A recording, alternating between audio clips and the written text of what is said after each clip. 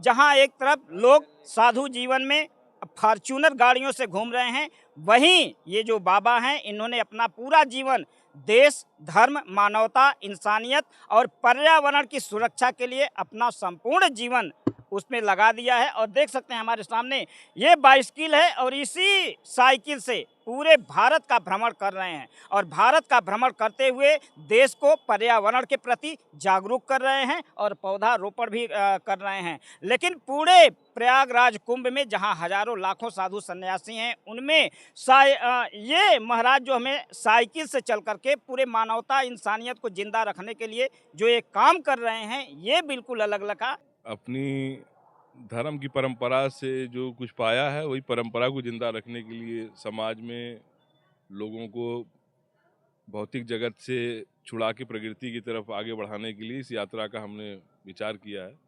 और वर्तमान में नदियों की और जो हमारे देश में जंगलों की परिस्थिति है उसकी बड़ी चिंता का अभाव मन में रहा, तो हमने बोला कि कुछ अपने देश में केवल चिंता करने से तो नहीं होना चाहिए, कुछ प्रयास करना चाहिए। तो ये साइकिल यात्रा फिर मैं निरंतर करता रहता हूँ।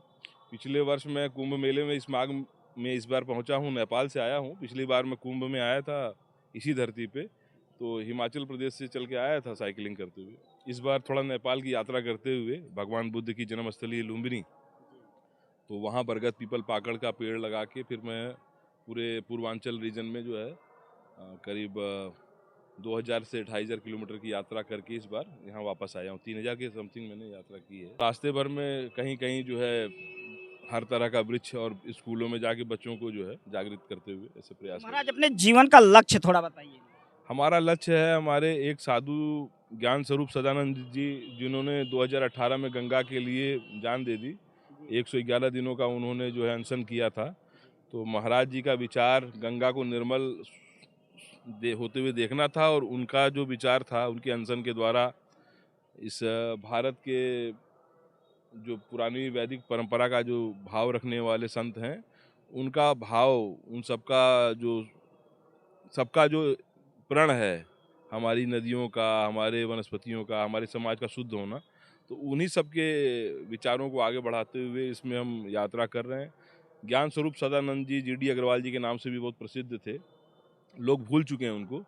जैसे भीष्म पितामह हुए जो गंगा पुत्र कहे जाते थे हस्तिनापुर क्षेत्र के, वैसे हस्तिनापुर के ही रहने वाले हमारे जीडी अग्रवाल जी, ज्ञान स्वरूप सदानंद जी उनका नाम था। कैलिफोर्निया यूनिवर्सिटी वगैरह से पढ़ाई करके आए थे, गंगा पोल्यूशन बोर्ड के मेंबर भी थे।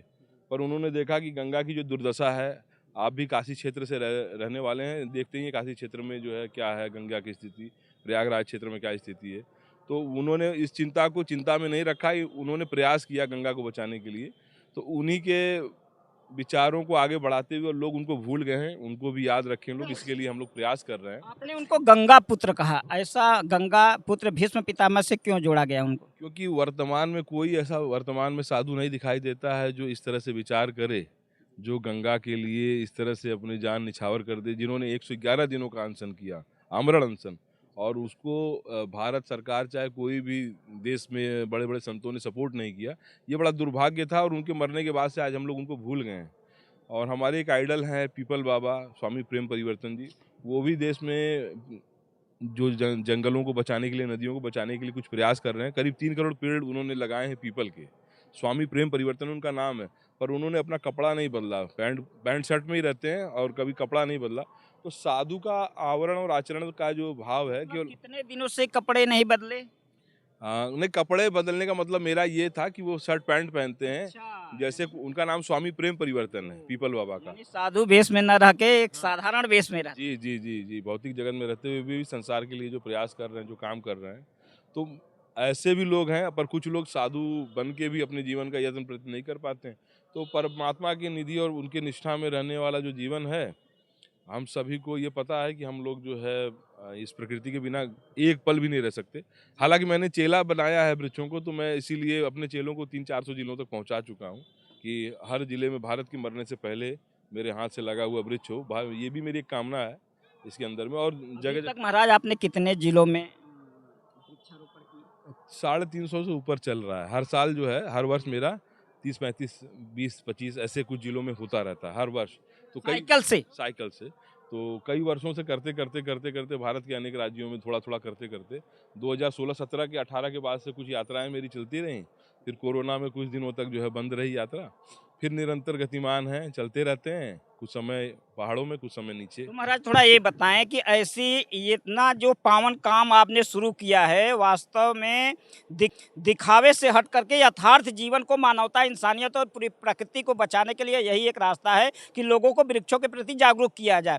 लेकिन ऐसे पावन कार्य के लिए आपने जो साधन चुना, ये साइकिल, जबकि अगर जो आप बाइक से करते या 4 व्हीलर से करते तो ज़्यादा तीव्र गति से इसका होता। ये असल में प्रकृति को समर्पित भी है कि हम ऊर्जा का जो है दोहन नहीं करेंगे। अगर हम करते तो उसमें भी डीजल पेट्रोल जलता और इससे तपस्या भी हो जाती है। और बच्चों के स्कूलों में जाता हूँ रोज़, तो उनको भी लगता है कि जो व्यक्ति बताने आया है हमें प्रकृति से परमात्मा की ओर, मेरी जो विचारधारा है, हमारा जो कॉन्सेप्ट है प्रकृति से परमात्मा की ओर, तो बच्चों को फिर ये समझ में आता है कि ये यात्रा करके, नंगे पैर तप जप करके, साइकिल चला के यहाँ तक आए हैं तो इनकी बात सुननी चाहिए। तो हम उनको बताते हैं कि पेड़ वास्तव में हमारे देवी देवता हैं प्रत्यक्ष, और हम इनके बिना एक पल भी इस संसार में नहीं खड़े हो सकते, नहीं रह सकते हैं।